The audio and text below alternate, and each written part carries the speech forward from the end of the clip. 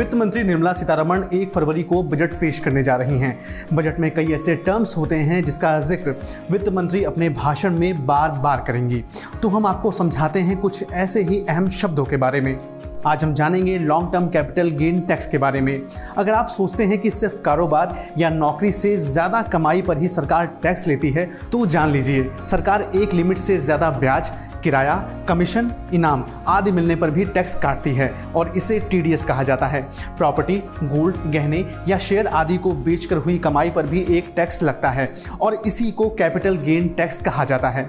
इसे सीधा सीधा ऐसे समझें कि घर, building, shop, land, plant, machine, vehicle, गहने, share, bond, debenture, patent, trademark, zero coupon bond, मूल्यवान कलाकृतियाँ कैपिटल एसेट हैं। ये टैक्स लगने के 2 तरीके हैं, short term capital gain tax और long term capital gain tax. अगर किसी प्रॉपर्टी यानी कैपिटल एसेट को खरीदने के 3 साल के अंदर उसे बेचा जाता है तो बेचकर हुई कमाई पर शॉर्ट कैपिटल गेन टैक्स लगता है। लेकिन अगर इसे 3 साल बाद बेचा जाए तो कमाई पर जो टैक्स लगेगा उसे लॉन्ग टर्म गेन टैक्स कहते हैं।